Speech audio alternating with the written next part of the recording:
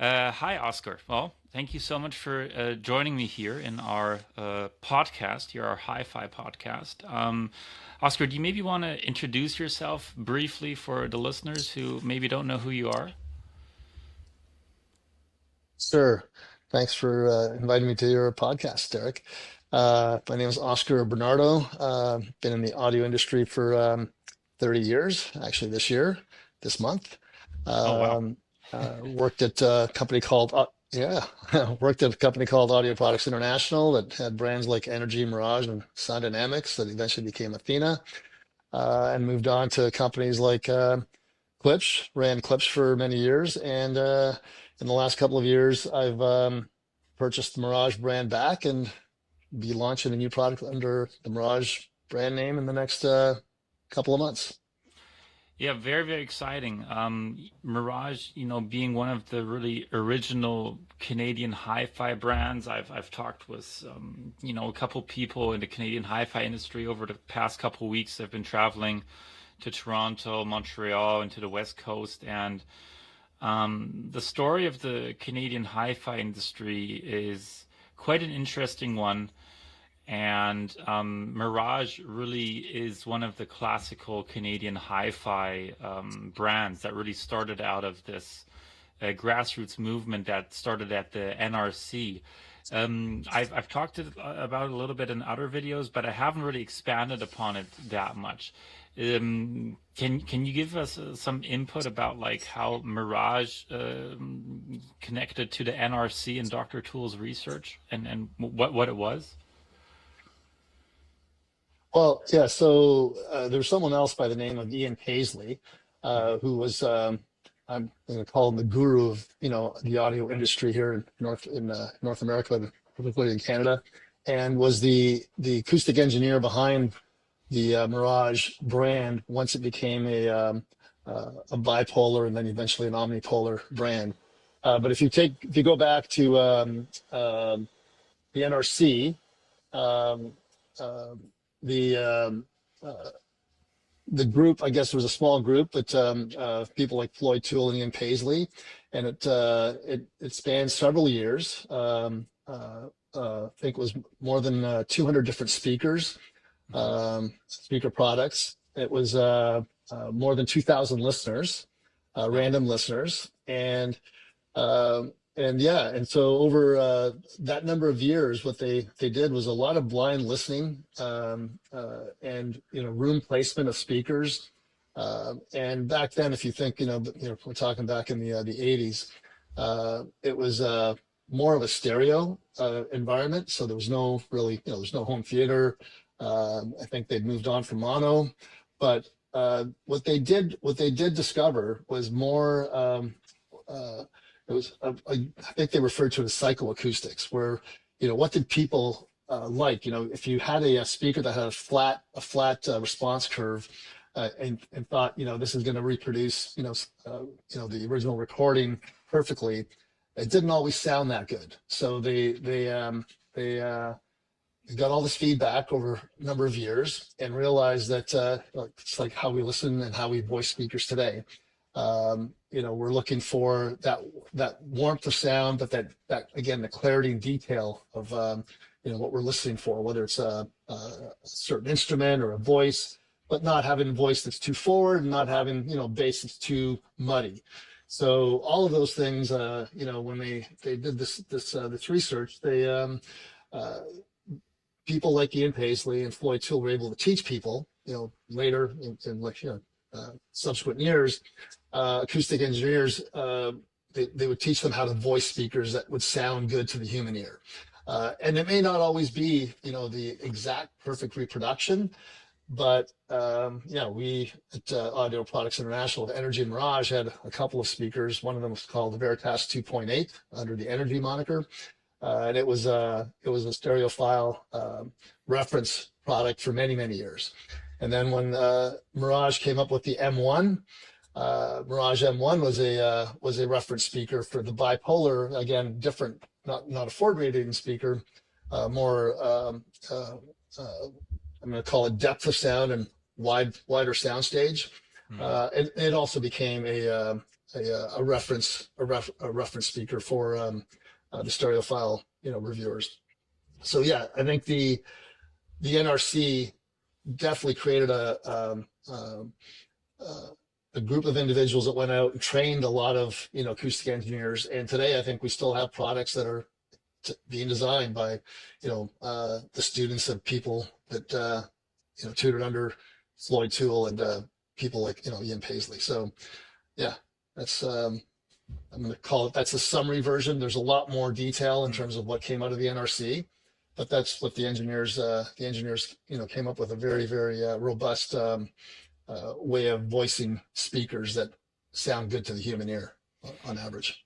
Yeah, it definitely, in my estimation, it definitely still is relevant today. I mean, one good example would be I visited PSB just recently, and Paul Barton, the founder of PSB, he still works at the company apparently more or less every day. And he was a student of Floyd Toole's, and he was one of the first people to use the research facilities at the NRC.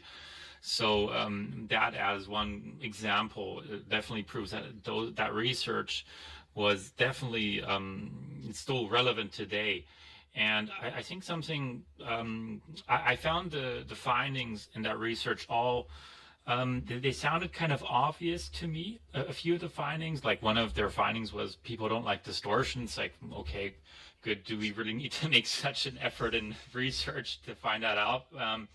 And then what you were saying about the warm sound, I was like, okay, that's interesting. Maybe that was a cool finding. But one finding that surprised me a little bit in that research, which which I think is also really kind of connects to a brand like Mirage, is that people didn't really like over a long term a real sweet spot in a stereo system. They like to be able to move around the room and have a similar sound stage around the room. They didn't appreciate having a different sound image at the left of the room than at the front and at the back. And I feel like this finding it also maybe seems a little bit obvious if you think about it, but I think this was a finding that some Canadian manufacturers took really serious, and where they really differentiated their products from other brands. And I would say that I'd like to have your take on this, but I would say that probably Mirage was the brand that took this point in the research the most serious, was their omnipolar speaker technology. 100% agree. Again, just the basic technology, without getting too technical. When you look at a tweeter, mid-range, and woofer for low frequencies, a tweeter today, or even back then, could radiate in a pattern almost 180 degrees. It was the baffle was the baffle, and the product would be the limiting factor. With something like bipolar or omnipolar, you'd have either two tweeters on the front and back. Again, 180, but there'd be dead spots, obviously, for the width of the cabinet. And with omnipolar, no, you'd have 360. With the mid-range, again, we on the Mirage products, when we designed the omnipolar, the mid-range would fire up into a deflector that deflected 360. Again, with the low frequencies, to not get too technical, you're not really dispersing sound in any direction. You're pushing air. It's really sound pressure level that you're feeling on your earlobe, so on your eardrum. So as long as you had sufficient, you're pushing sufficient air for low frequencies, you could walk around the room, and that frequency could be handled by even a single woofer. But yeah, with omnipolar and what we designed in later years with the Mirage brand, it was, you could listen, you could have similar imaging anywhere in the room. I'd say, I'd argue that even with a pair of energy speakers, or again, products like the Paradigm products, or even PSB, with a tweeter that radiated 180 degrees. I mean, if you did proper placement, you'd get good imaging, even if you walked around with those types of speakers, but not not as good as, a Mirage speaker in a room in almost any placement, right? So you had more flexibility with the Mirage Omnipolar type speaker. Yeah, I just felt like they took this point into research the most serious in that they really developed a new type of tweeter and mid-range technology. I'm assuming it must have been motivated by the research, or what, why did they do this? Well, 100%. I mean, that's this is so the one of the fathers, or one of the original people that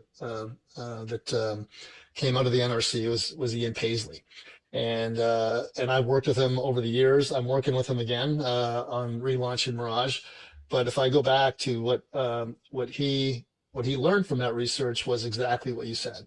That consumers didn't want to just sit in one sweet spot, didn't want to have one chair where you're listening to music, and that's when you have a sampling of 2,000 people over 6 or 7 years, it's a broad cross section of the community, and it's not just people that are just audiophiles, Hmm. and so sure, you're not going to have you're going to have a more broad view of what what a speaker should sound like. So yeah, Ian Paisley came back with that information.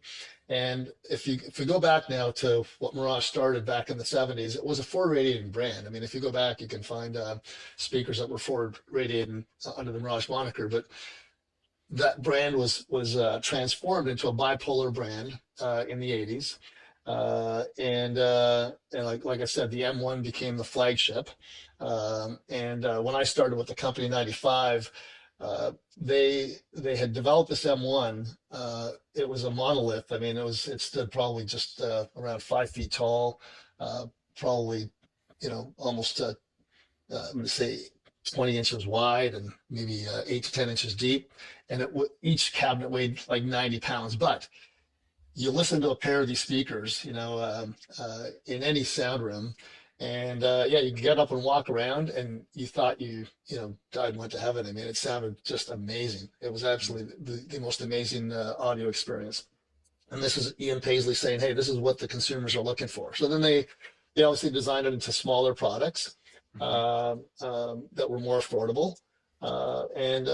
Yeah, and here we are today, 30 years later, and uh, I've, I'll be launching something that is a room filling sound that has great imaging from anywhere in the room. And that's something that, yeah, I think that Ian Paisley and even just the audio industry in general should be proud of. I mean, not only did they learn from it, but they actually executed on it and came up with a brand and a product that serves that purpose.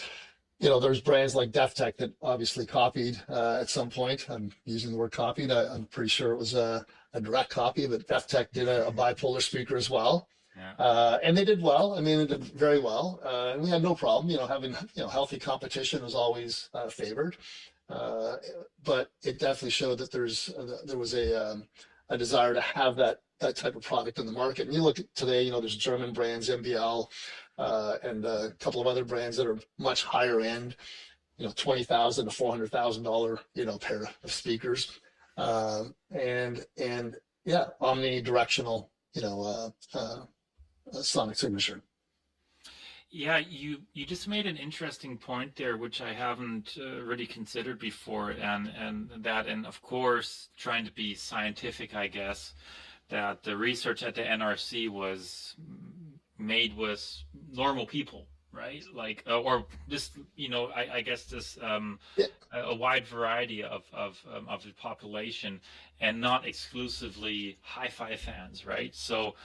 And I think connecting to that, I totally understand and agree with what you're saying. Is that I guess also the idea of an omnipolar speaker is maybe also more, I guess, attractive to a normal consumer as opposed to specifically only a hi-fi consumer. And not saying that a hi-fi consumer won't enjoy it, obviously, but I think it's got a much broader appeal. And I'd obviously like to talk about what you're doing with Mirage. But what I think is really cool is that the product that you're doing is more aimed at the has a much broader appeal, of course, also because of its potential price point, size, and technology.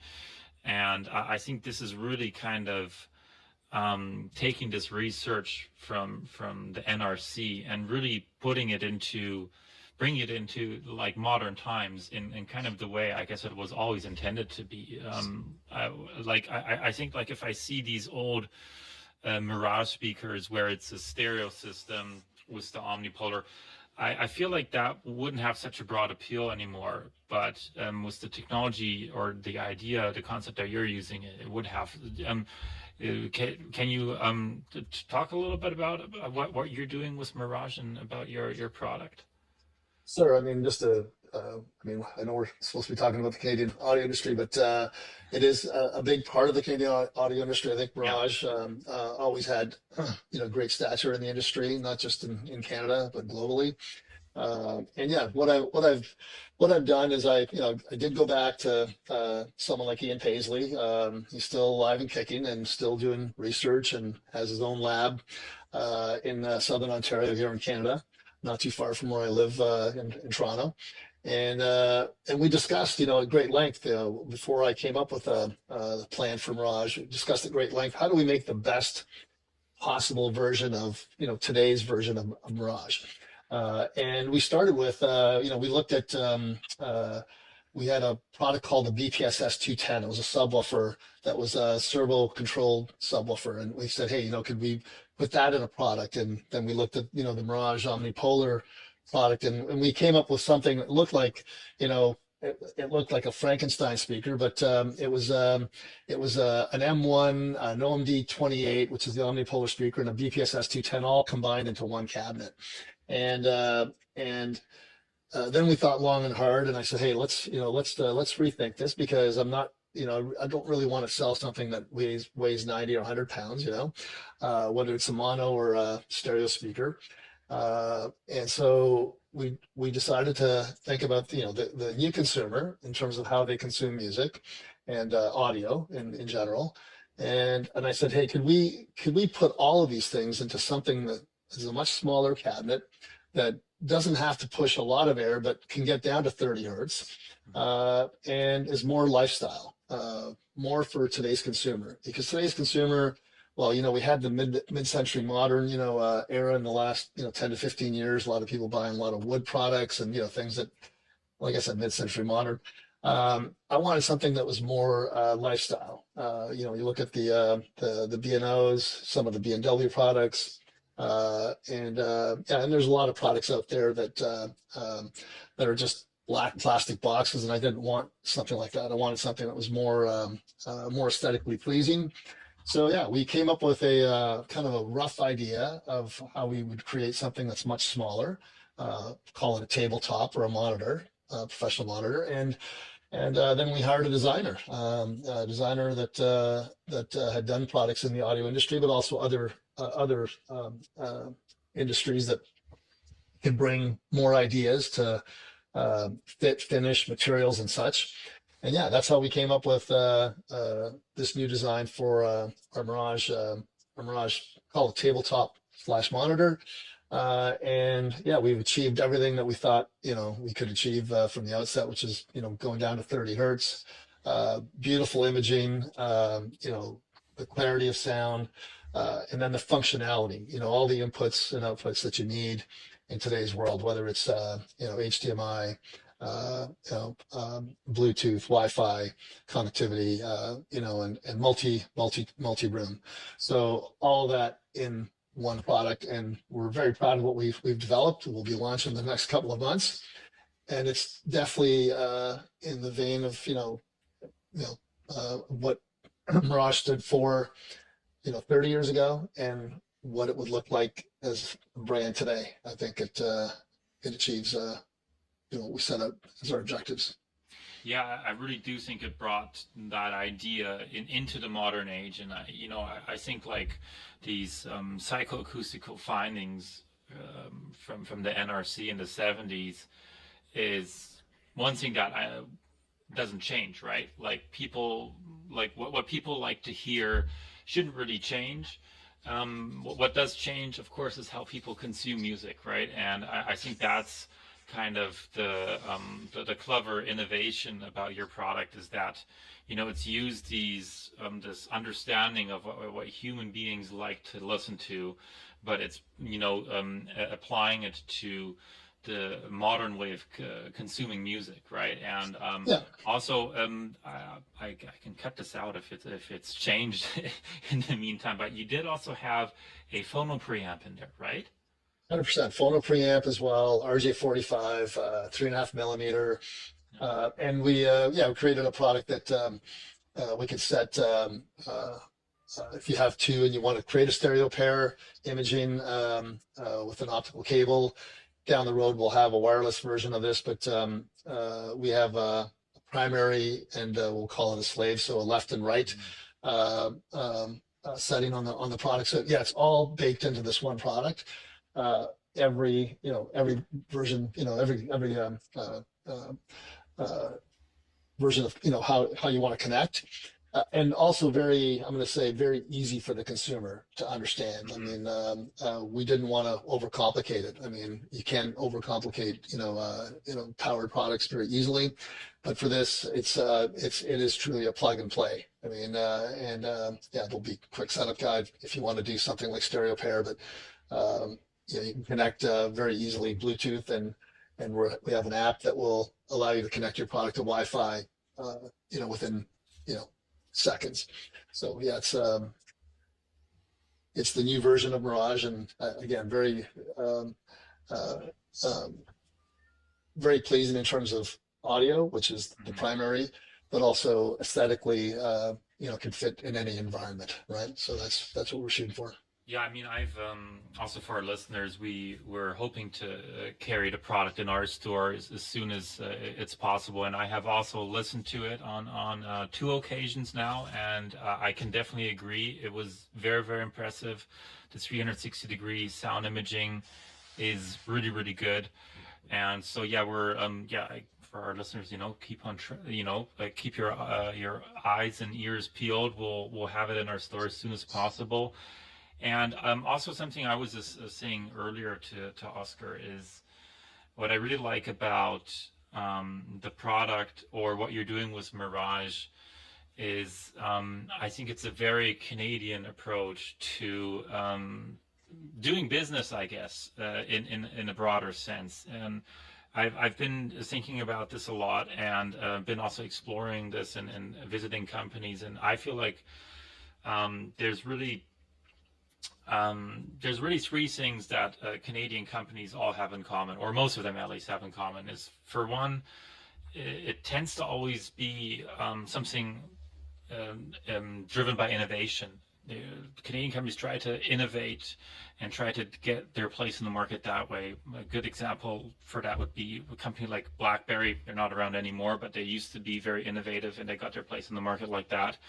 Shopify may be a different example. And a second trait that a lot of Canadian companies have is it tends to be something quite pragmatic, right? It doesn't. It's normally it's this a pragmatic solution to an everyday problem that they try to tackle, and it's not trying to overcomplicate things. And I guess third aspect that I've seen more or quite often is that it tends to be quite subtle. I think Canadians as a people tend to be quite subtle about this how they live their lives, and this also reflects in how they do business and how they innovate. So I feel like that Mirage really kind of really hits the ball out of the park on all three of these points, and I really like Oh, how Canadian this approach is, in my estimation, at least. well, you described the Canadian DNA, not just the Mirage DNA. I think that's what Canadians are all about, right? I mean, we do things our way, which is, like you said, innovative. We are very pragmatic. I mean, we're straight shooters, and yeah, we definitely, um, um, yeah, we serve up all three all day long. And like I said, for us, I mean, launching a product that's ease of use, easy placement, and easy for the consumer to understand what's innovative about it, right? I mean, it's omnidirectional sound. I mean, it's not very different. It's very simple to communicate. No, Um, you can. I was also just saying, I think a good consumer product has to be able to explain, then, like you said, like an elevator pitch, and your product is explained in the elevator pitch, right? It's 300, it's omnidirectional, 360-degree sound, perfect connectivity. That's pretty much all you have to know, right? And exactly. that's pretty much what sells someone on the product, right? So I know we maybe deviated a little bit, and thank you for plug-in Mirage. That's great. But I thought we would spend a little more time on the Canadian audio industry. And when I think back, just talking to you today about the audio industry, when I joined in '95.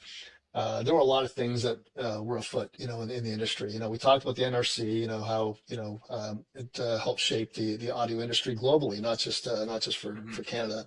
But also, if you just take from the time that I started in the industry, I didn't realize at the time, how much innovation there was going on around us. You talked about BlackBerry, but in the late '90s, there's something called the iPod that was launched. Not too many years later, 2006 or seven, I think it was the first iPhone. Mhm. But in the same time, at the same time, if you go from '99, I think it is, or maybe it was a little earlier than that, we refer to as IEEE 802.11 A and B, and now C and whatever letters they're using for Wi-Fi, Wi-Fi protocol. And even back then, we weren't really aware of what this Bluetooth technology was going to be, right? And we see how it's changed the world. Um, yeah, so when we take all of that into account in terms of the Canadian audio industry, I think that we tried to be early adopters, with brands like Mirage and Energy, Paradigm, our competitors, and PSB. And I think that's one thing that, and I'm saying this in the context of what we said about Mirage, we were quick followers. We weren't always the first to lead with some of this technology, but we were very nimble, and you use the word subtle. We were subtle about how we approached it because we didn't make it. We didn't always put all of our chips, into the new technology. We said, hey, let's try this and let's see how it works. And I'll take you back again from the technology perspective. If you go back into the '80s, it was the first, and I wasn't in the industry at the time, but it was the first launches of powered subwoofers. There was actually passive subs, but then there was these powered subwoofers. And I remember the story that the owner of the company that I did work at originally, where I started audio products, the owner said that they started with an order of 500 pieces for a subwoofer.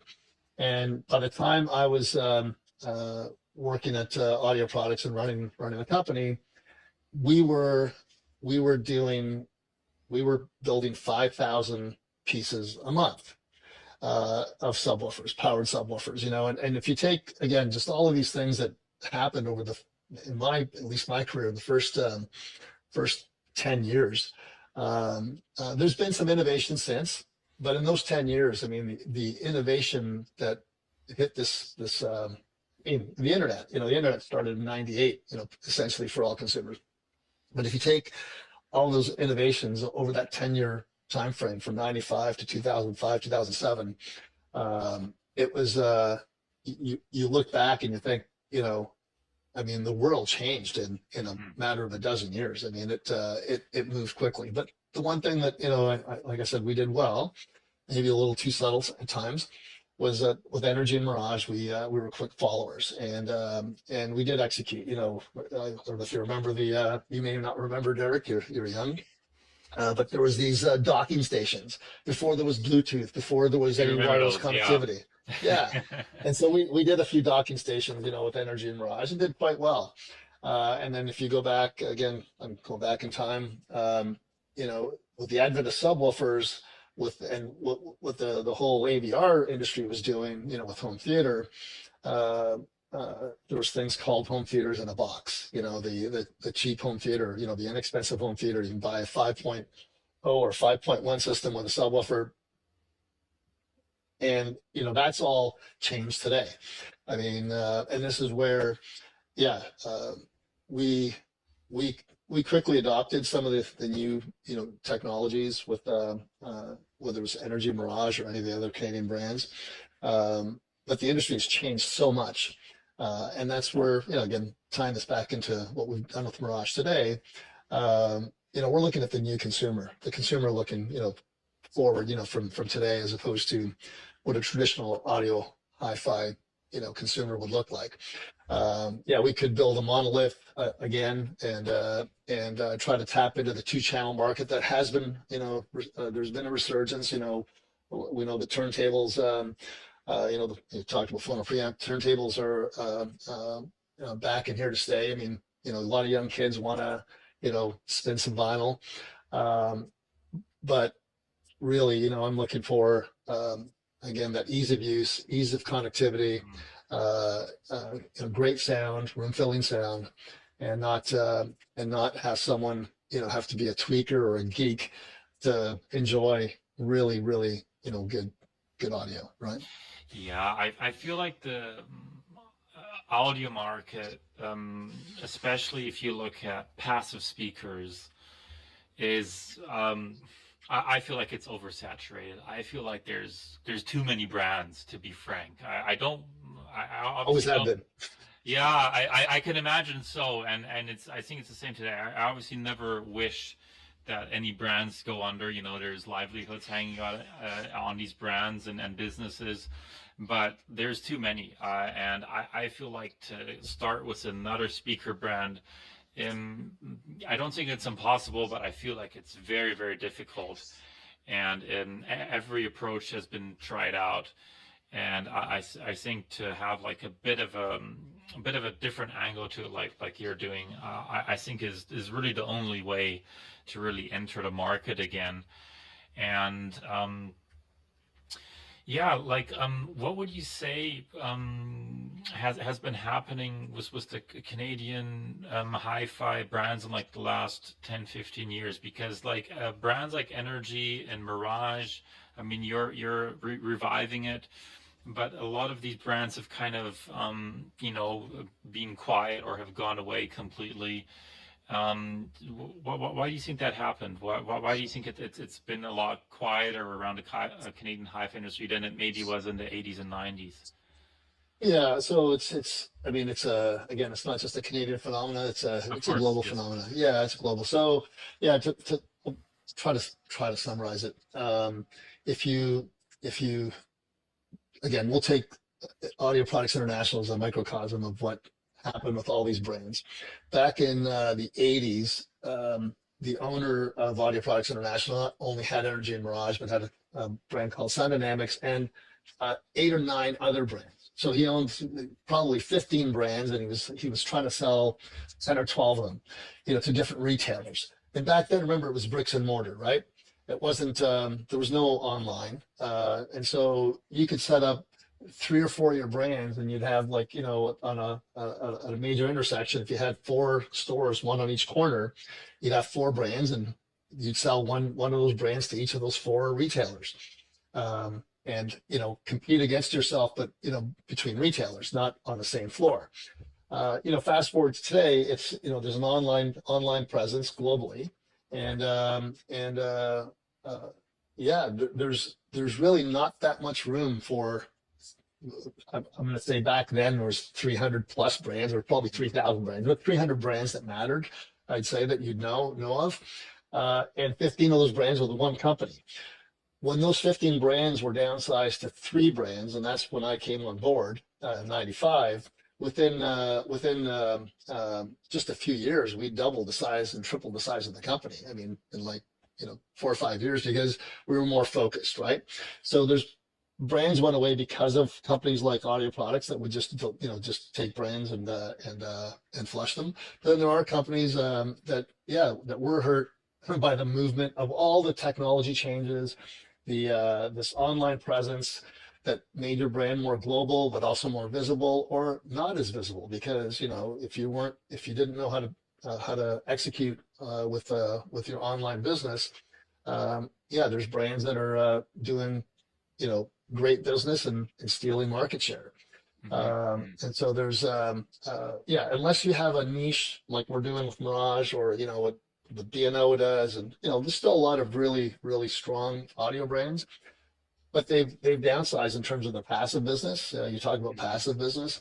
I think the biggest portion of the passive business today, passive speakers would be two-channel audio. There's a bit of a resurgence, but not anywhere near as what it was, 20, 30 years ago. Yeah. And then also home theaters, right? So home theater products require a lot of passive products. Forget the subwoofers for the moment, but in-wall, in-ceiling, speakers.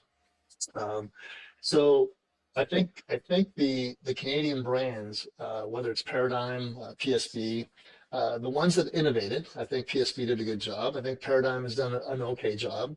I think that, it's just difficult. It's very challenging to compete on this global stage. When I was running Klipsch, globally, and I ran Europe, Middle East, and Africa for Klipsch, I competed against all these brands, the Canadian brands, global brands. And what I found was, if we could, like I said about Energy Mirage earlier, if we could be the quick follower in terms of technology, like we were at Klipsch, we could steal market share very quickly. And so that's what we did. And I think some of these brands didn't do that, didn't execute as well as they should have. There's different strategies for different companies. I mean, some companies would have spent too much time on a broad array of products and not focus on what they were really good at, what they've stood for. I think that Klipsch did a really good job of that. I mean, when we were running Klipsch, it was, remember, horn-loaded technology, still horn-loaded technology, very narrow sound stage. We were talking about that earlier. But we leveraged that. That was a niche for us. It was like, everyone else was saying broad dispersion, Mirage, omnidirectional. We went in the opposite direction. We said very directive, directed sound, hi-fi quality. And we had this history at Klipsch of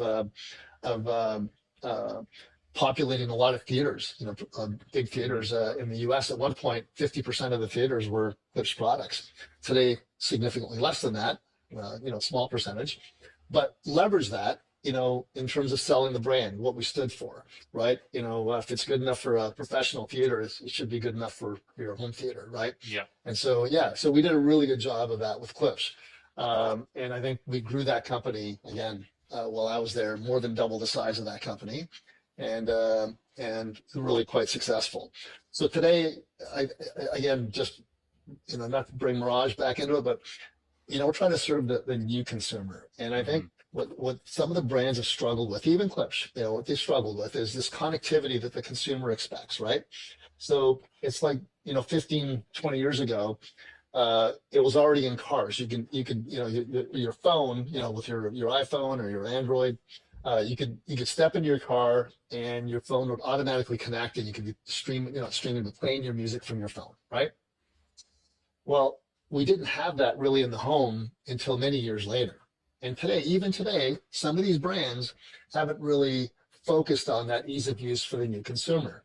And I think this is where these brands have failed. And, trying to sell more passive speakers to make up sales, those consumers don't exist today. I mean, there's still passive speaker sales out there, but the new consumer is not looking to, even the young affluent consumer isn't looking to build a home theater in his beautiful condo or his house.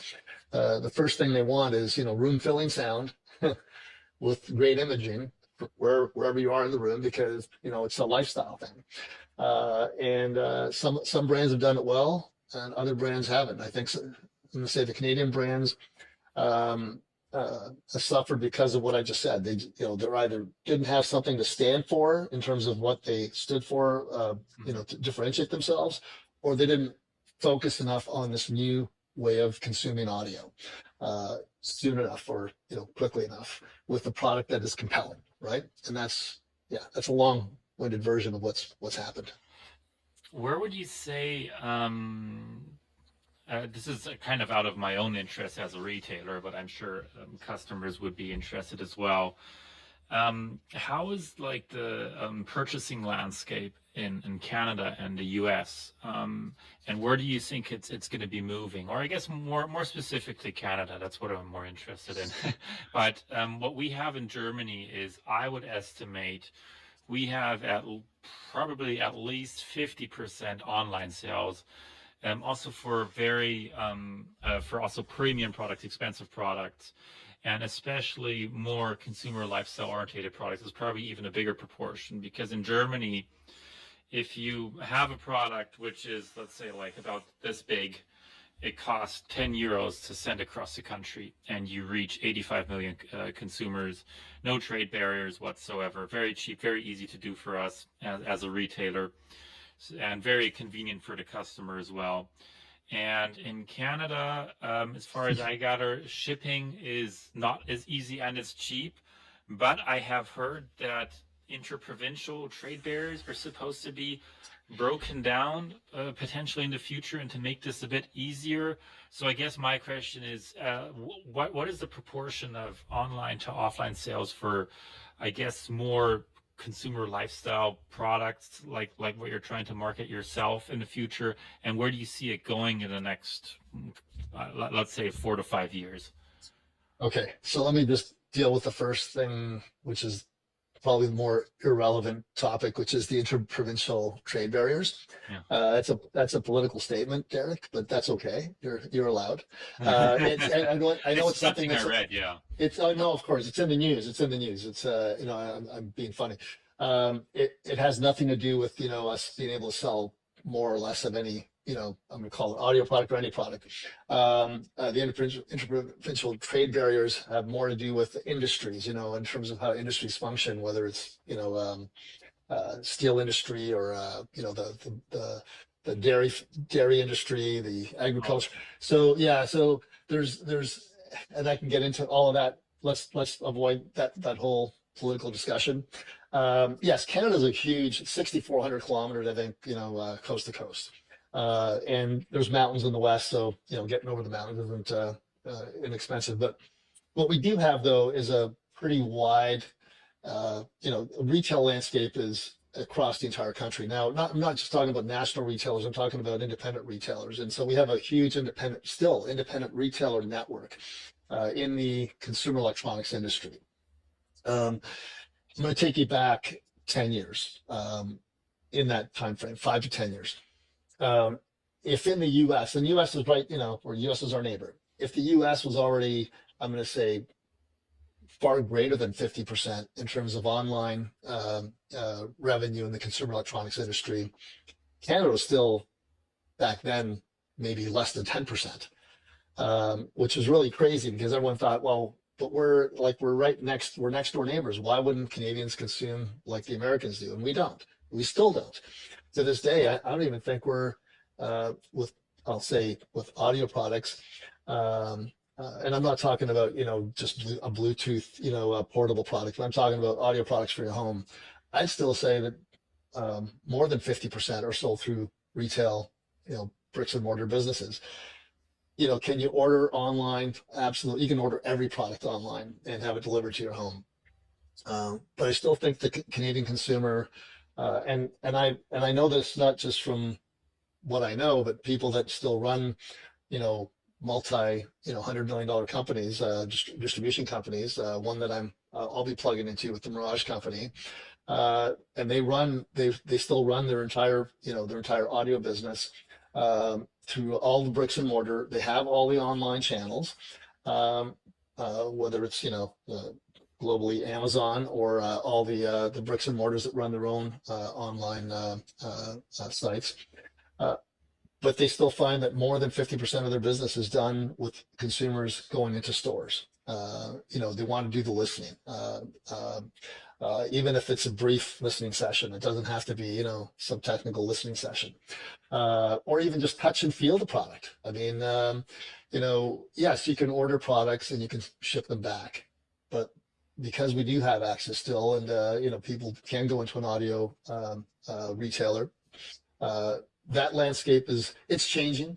you ask me what's going to happen in the next 4 to 5 years. I think it's going to keep getting closer and closer to what's happening in the U.S.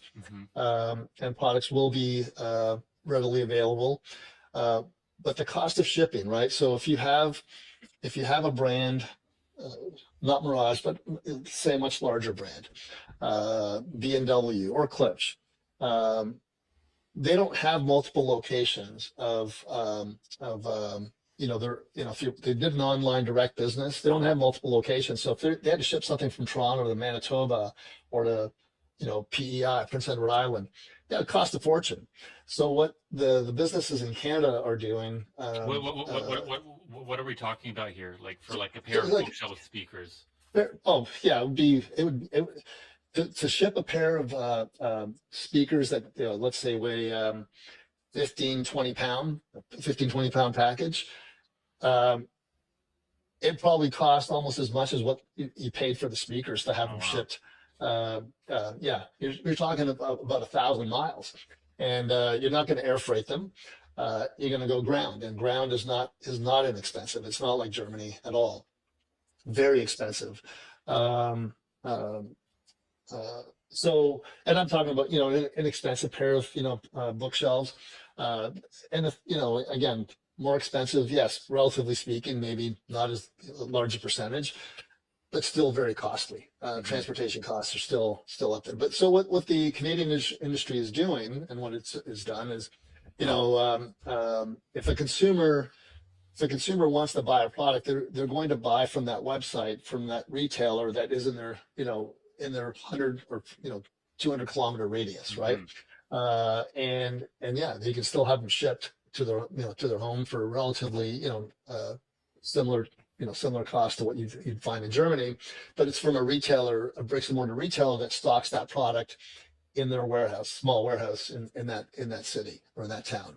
So someone from Vancouver would probably never order a pair of speakers from Toronto. That wouldn't happen. Never. I mean, if it did happen, it's only because that pair of speakers it's only they're only inventoried in Toronto for whatever reason, and then that would be a small tweaky little brand. And I'm gonna say Mirage relaunching is a small, not tweaky little brand, but a small brand. But because I'm plugging into a distribution outfit that covers the entire country in every point of retail, they'll have that. The consumer will have access to my brand in all those points of retail if I so choose. I mean, for my brand, I don't want it to be at every point of retail. I want it to be more exclusive. And if it's going to cost someone a little bit extra, it'll be worth it. It's not an expensive product. It's a premium product. But yeah, Canadian landscape is a lot different than I'm going to say most. I mean, I ran the globe for Klipsch. So more than 70 countries, and there was nothing like Canada in terms of landscape. Similar if you go, to Scandinavia, all the mountains and, shipping products from one end of the country to the other. But again, in Scandinavia, whether it's Norway, Finland, Denmark, different points of retail, right? I mean, and inventoried in different, parts of the country. So very easy to get, that product to a consumer, but not every product, because again, in smaller countries like Finland, Norway, or Sweden, they didn't carry every Klipsch product, didn't inventory every Klipsch product. So if you wanted something that wasn't inventoried in Scandinavia, you'd have to maybe ship it from Amsterdam or from somewhere in Germany or some other part of Europe. So it would cost you a little bit more. But we have a very unique landscape. And the CE industry definitely, and audio industry definitely does not conform to the norms of what you see around the world. And our nearest neighbor, the U.S. I mean, not anywhere close to what the online sales presence is in the U.S. I mean, in the U.S., there's still a lot of bricks and mortar businesses, but most of them, I'm going to say, the majority have more than 70% of the revenue is online revenue. Okay. So and in Canada, it's not that at all. Would you maybe have a similar landscape like that in Australia? Are you familiar with that market there? Would that be similar to Canada? it's similar. It is similar, but so it's similar but not. So in Australia, when you talk about the outback, there's this whole portion of Australia which is, not desert, but the outback. There's four or five major centers, right? Sydney, Melbourne, Adelaide, and there's two or three others that again, the inventory is there. There's only four or five major centers, and those four or five major centers will have major retailers, as well as major independent retailers, but also larger independent retailers and also national retailers. And yeah, not similar in the sense that the online business didn't. It's greater today and probably better for consumers than it even is in Canada. But it followed Canada in a lot of ways. I mean, we were similar in terms of the adoption of online business. I mean, Amazon was not or Amazon type online retail was not available to us, to the Australians. Just like even in Canada, when Amazon was flourishing in the U.S., Amazon was not really doing that well in Canada. Today, I think that it is doing extremely well in Canada, the Amazon business. I'm sure it's doing okay in Australia as well. But yeah, they followed more of the Canadian model, or vice versa. I think there's still the propensity for consumers to want to walk into an audio retail shop more so than the rest of the world. But Yeah, and but the online business is yeah. growing tremendously. And I feel like Australia and Canada would have similar geographical challenges or logistical challenges, right? As in Yeah, having similar to Canada, let's say also five or six or seven big centers where people live, and it's all dispersed in Canada along the 49th parallel, and right. in Australia along the coast, which is also infinitely long, right? So they would have similar logistical challenges to Yeah, get something from Brisbane down to Sydney to Melbourne. It's way too far away, right? So I could imagine someone living in Sydney probably would never buy anything from Brisbane, right? Like there's probably a similar challenge, I would yeah. imagine. It would be massively costly. And yeah, again, with brands like Cliffs, I mean, we would have had retailers that stocked in all of those major centers, just like you would in Canada. But yeah, there's a retailer on the West Coast, or whether it's Australia or Canada, retail on the West Coast is not going to be serving a consumer, Central or Eastern Canada. It Hmm. just won't happen. If you got a great online presence, it's just not going to happen because unless they have warehouses across the country where they're stocking products, it'd be massive cost to ship products from the West Coast to even to Toronto. Well, we've gone off topic, which is nice. Hey, it's your um, podcast. I'll answer any Yeah, questions no, you no, have. that's totally the point of a podcast is going off topic a little bit. So Yeah, this is perfect. yeah. But I think we're close to an hour here. I would suggest we try to maybe slowly wrap it up a little bit. So, Do you have anything else you want to some final thoughts you have on the Canadian audio industry or something about Mirage you still want to share before we wrap this thing up? well, I don't know if I necessarily want to share, but I will say, uh, what we have focused on, with the Mirage brand is that ease of use, the consumer not having to sweat the details, let us do that, and also, keeping the product. Some of the things that we've learned over the years is not changing the product every year or every other year. If you have a good product and the consumer likes it, um, it should be timeless, right? So we've tried to create a timeless design. The connectivity, you hear about the apps crashing with Sonos and all these other companies that have issues with their apps being updated, and then after the update, something doesn't work. Well, I'm trying to take all that out of that for the consumer, where the app that we're launching is really only used to have your product connect to Wi-Fi. So it's like Mm, setup. like it's like the Wi-Fi light bulb. You connect it to Wi-Fi and it should work all the time. You know what I mean? It shouldn't have to be continually updated. So there are apps out there. Look, I mean, Sonos has done a great job. If I go back to 2004, we were building a pair of energy speakers and shipping them to Sonos, back in the day. And I knew that they were onto something big. I spoke to the number 5 employee, she called herself, and she said, this is going to be something big. And I could see it being something big. But what they've created is something so massive that it requires, hundreds of engineers, globally for them to maintain their ecosystem. And the consumers that I talk to, yeah, there's some that are very happy with how Sonos works, but I'm going to say there's a lot, again, that average consumer, those people that came through the NRC, the average consumer, that they don't want to learn a new app. They don't want to know that their app isn't working and why it's not working. They have no time for that. They just want to know that it's a plug and play. It's like you go to start your car and you can go where you want to go, right?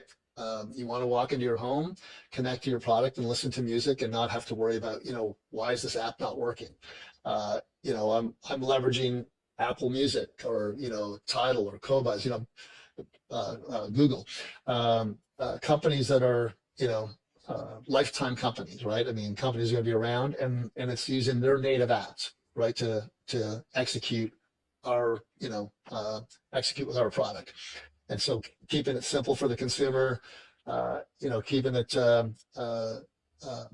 consistent and simple for the foreseeable future, right? Will we have design changes down the road? Will we have more products? Yes. Always going to be a very limited assortment for us at Mirage.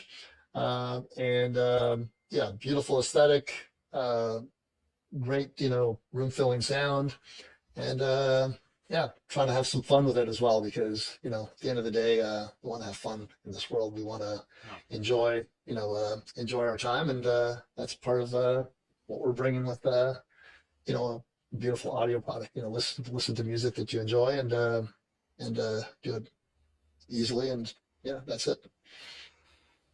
That's a good note to end on. All right, Yeah. Derric, thanks. Listen, thank you for listening. This is awesome. Yeah, thank you so much, Oscar, for your time. And I hope everyone listening really enjoyed this episode. And please leave a comment underneath if you have any further questions or ideas. We're definitely would be interested in hearing. And yeah, we'll say bye Thanks, now. Derric. Okay. Thanks, Derric. Take care, man. Have a good one.